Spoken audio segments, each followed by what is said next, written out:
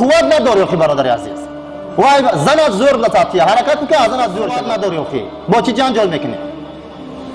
همین زن که دختر تولد کرد تقدر مرد که خوب هم نیستی. درباره شخصانی که با تولد دختر ناراحت میشوند و زنانشان را آزار میدهند صحبت میکردید. میگفتند که ذرا دختر تولد کرد میدارم دختر که میگرفت میآورد زنده بزیده زیر خواب میکرد. من اویلای خبر دارم برادران از گرامی، زناشان دختر تولد میکنن زن آزار میتین. السلام علیکم برادران و خواهران اسلامی. شخصانی که در ماه شریف رمضان میخواهند سفر به حج کنند، یک ماه با نرخ ارزان $1900 از شرکت مهاجر تور است. خودی حاضر در نامبرهای روی اکران بوده زنگ زنید. در این شرکت برادران تاجیک خودمان است. آن گفته نماند این نرخ تنها برای ابونچی‌های ما رای فرد است. از نام کانال ما مراجعه کنید. الله مهربان حجتان را قبول بفرماید. آمین. السلام علیکم داملا. درباره شخصانی که با تولد دختر ناراحت میشوند و زنانشان را آزار میدهند صحبت میکردید. آیا به دنیا آوردن دختر در اختیار ما میباشد؟ یکی از مشکلاتی که امروز در جامعه است همین است. من عائله‌های خبر دارم برادران از گرامی، زناشان دختر تولد میکنن زن آزار میتین. اگر از نگاه تیپ گیریم همون ایکس ایگریکی که در همون نطفه هست، دختر تولد شدن از نگاه تیپ عیب مردک میشه. تو قوت نداری آخی، با چی جنجال میکنی؟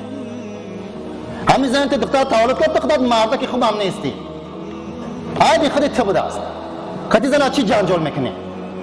و قوت نداری آخی برادر عزیز. وای زن از زور لطافیه حرکت میکنه، از زن از زور شوی آخی. این نگاه تیپ. لیکن از نگاه دین خداوند بین چی میگوید؟ همه خصلت های دوره کفر است. مردم جاهلیت همه خیلی بودن. بین و اذا بشر احدهم بالانثى ظل وجهه مسودا وهو كظيم يتورع من القوم من سوء ما بشر به ايمسك على هون ام يدوسه في التراب الا ساء ما يحكمون. سوره النحل آیت 58 59. الله مهربان میگه در دوره های جاهلیت پیش از اسلام کسی را که زنش دختر تولد میکرد مردک در پشت در میستاد. بعضی روایت است که چخوری کنده میمون. میگفتن که ذرا دختر تولد کرد میدارم دختر که میگرفت میآورد زنده بزیده زیر خواب میکرد.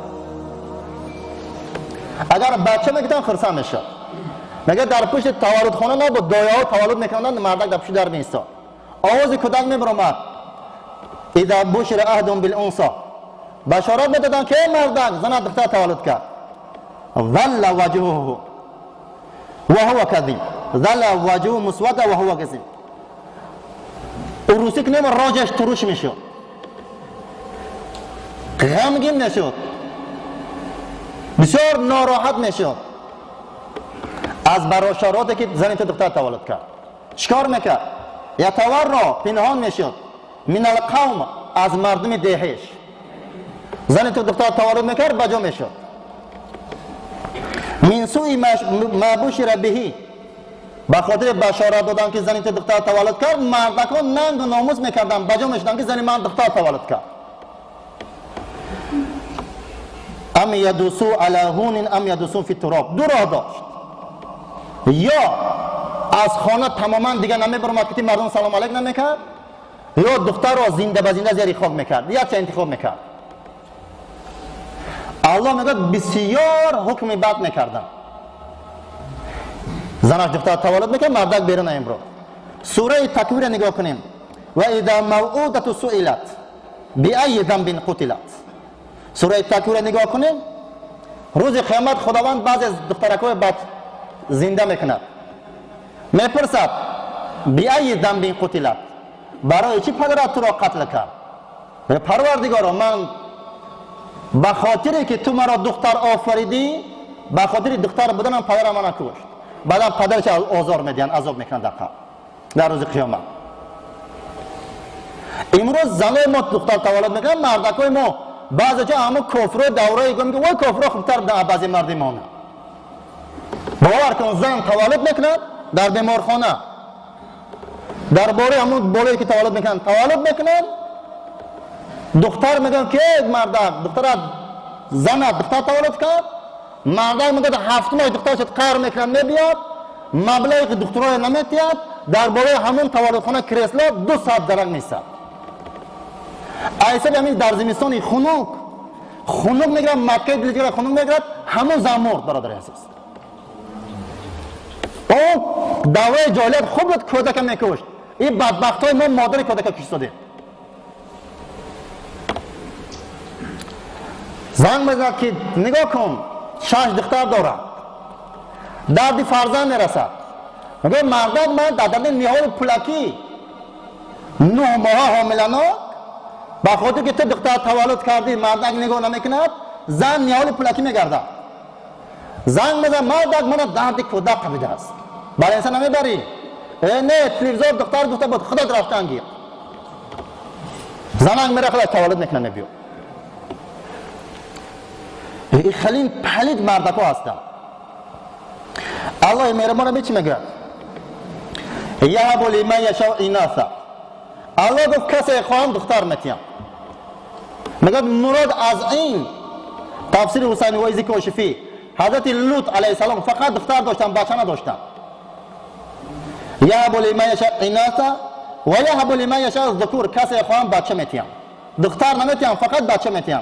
میگه مراد از این حضرت ابراهیم علیه السلام او یزوجهم الذکران و اناثا. کسی خواهم هم بچه میتیم هم دختر میتیم. مراد از این محمد صلی الله علیه و سلم 4 دختر و 3 پسر داشتن. از خدیجه مادر ما 6 فرزند، 4 دختر یا 2 پسر.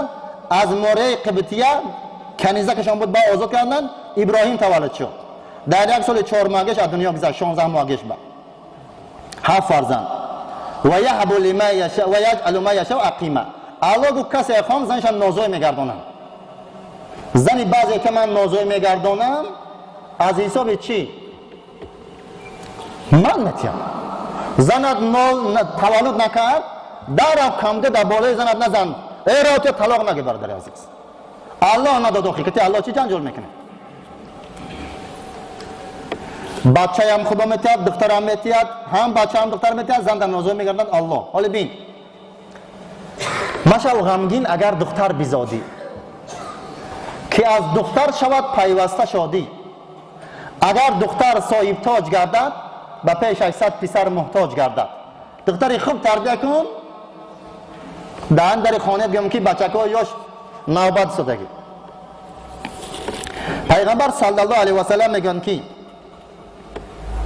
من ولدت له ابنه فلم یؤذیها ولم یهینها ولم یؤثر ولده علیها یعنی از ذکر ادخله الله بها الجنه. رواه الاحمد. گفتن هر آن نفری که خداوند دختر داد بچه نداد، دخترش خب بچه هم داد، هم بچه داد هم دختر داد، بعدا بچهش از دخترش بالا نداند، هر دوشه برابر داند. دختر از بچه پس نداند، بچه از دختر بالا نداند. هر دوشه برابر تربیت کند، هر چه برابر ببیند، برای انعام پدر الله اون پدر را جنت می‌دارد. فرق بین بچه و دختر جدا نکن، هر چه برابر نگاه کن تو پدر جنتی.